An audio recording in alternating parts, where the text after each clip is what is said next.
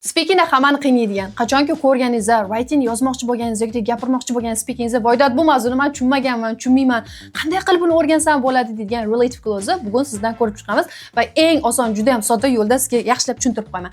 Qarang, bugungi o'tadigan mavzuimiz bu relative clause da o'zi nimaga kerak bu mavzu degan savolga javob beraman. Hamma bu mavzu juda ham qiyin deb o'ylaydi. Aslida siz o'ylagandagi bu mavzudan qiyin emas. Nimaga kerakligini tushuntirib o'taman.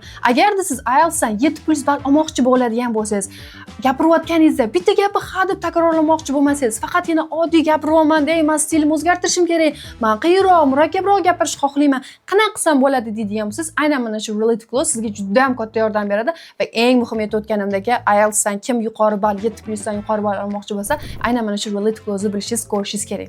Demak, ketdik. Mavzuni birinchi navbatda qarang, sizga eng oson yo'lda tushuntirib beraman. Bu o'zi ko'prik degani. Nimaga deydigan, siz ikkita gapni shunchaki bizga bog'lab beradi xolos.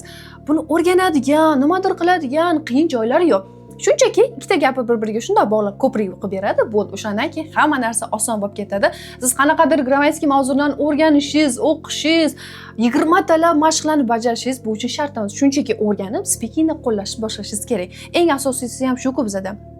Demak, ketdik. O'zi qarang, I met a girl. Nima degani? Men bitta qiz bilan uchrashdim degani. Who kimligini aytib beramiz. Bu yerda who relative clause bor. She lives next door. Mandan keyin keyingi eshikda, keyingi uyda turadigan qiz bilan uchrashdim. Shu gapni mana ikkita gap bilan aytsak ham bo'ladi. Agar siz oddiy gapirmoqchi bo'lsangiz, mana ikkita gap qilasiz. I met a girl, she lives next door. Yes? Lekin uni murakkabroq, qanday qilib chiroyli, zo'r ko'rinadigan gapga aylantirsak bo'ladi deydigan bo'lsangiz, aynan shu paytda bizga ko'prik kerak bo'ladi, ya'ni relative clause. Mavzu nomi relative clause, lekin men sizga ko'prik deb aytib ketaveraman. Shu tushunvorasiz, bu o'sha mavzuligini. Demak, bizga ko'prik kerak. O'shanda bizga gapimizni hech narsa o'zgarmaydi deyarli, lekin biz qiyin strukturada gapirayotgandek qilib ko'rsatib beramiz.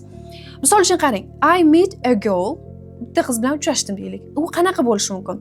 Who lives next door? Qarang, ikkita gapni bitta qilib ulab olsak bo'ladi. Va bu aynan mana shu strukturada gapirish bizga 7+ beradi.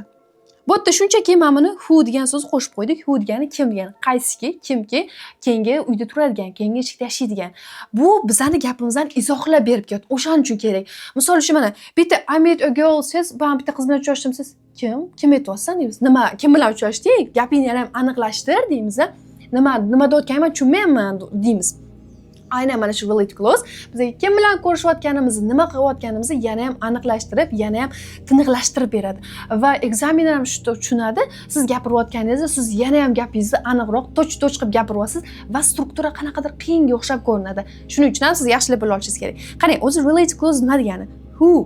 Mana shu so'zlar WH bilan asosan boshlanadigan so'zlarda biz relative clause ishlatamiz-da. Who odamlar. Odamlarga nisbatan ishlatamiz, ya'ni kim degani. Which qaysi narsalarga nisbatan ishlatamiz. That bu universal hisoblanadi. Любой hammasiga ishlatib ketursiz bo'ladi. Undan keyingisi where, joylarga, lokatsiyalarga nisbatan. Qayerda? Sen qayerda yashaysan? Men Toshkentda yashayman. Qaysiki markazi bo'lgan-da. Toshkentda yashaysan.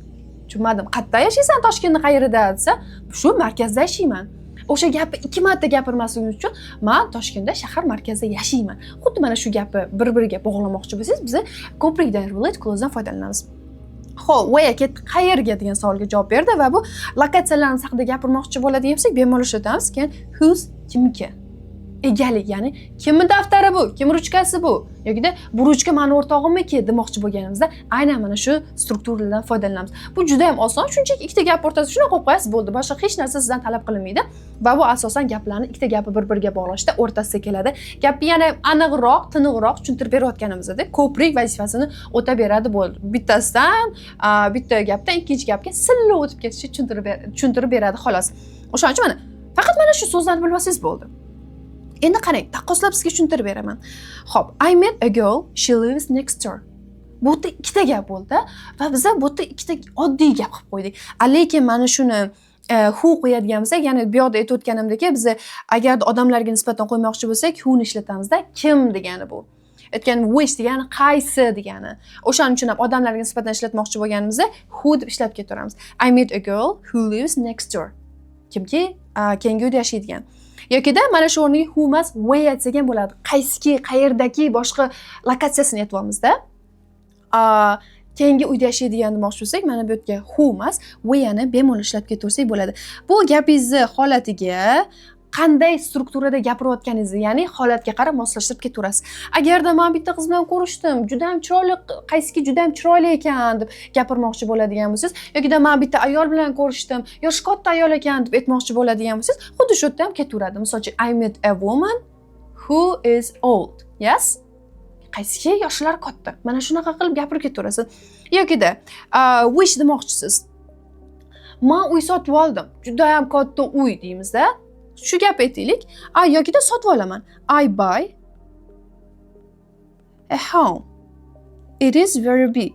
Yes, it is very big. Mana bu ikkita gap bo'ldi. Ham bu oddiy, sodda gap bo'lib qoldi. Lekin buni biz shunchaki mana shuni ikkalasini o'rtasiga ko'prik qilib relative clause qo'yishimiz orqali bu gap yana ham kattalashib, yana ham kengayadi va 7+ gapga aylanib qoladi. Bu kontekstdan qarab turib, gapingizni holatiga qarab qo'shib ketaverasiz. Endi xuddi shu gapni sizga hozir kattalashtirib beraman, qarang. I buy a home which is very big. Very big. Yes, you see? Shunchaki mana bu yerga which degan so'zni qo'shib qo'ydim va bu mana shu orqali biz relative clause yasab bo'ldik. Bo'ldi, qarang. Hech narsa o'zgarmadi.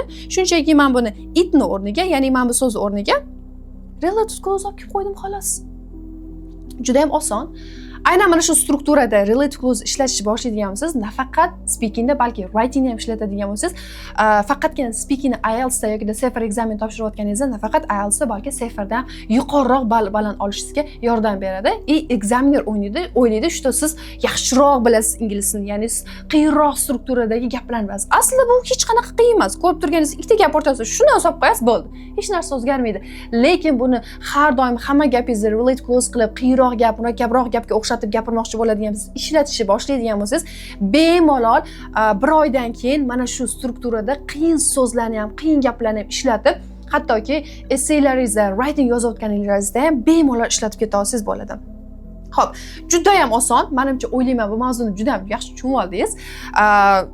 Agarda mana shunda, mana hozir sizga tushuntirdim, ko'rsatib, endi nima qilishim kerak deydigan bo'lsangiz, siz ham xuddi shunaqa mana shunaqa oddiy gaplardan gapirishni boshlab turib, relative clause qo'yib gaplaringizni ishlatishni boshlashingiz kerak. Bunda hech qanaqa grammatikani qiyin bilishingiz yokida 10 talab, 20 talab video ko'rib vaqtingizni sarflashingiz shart emas.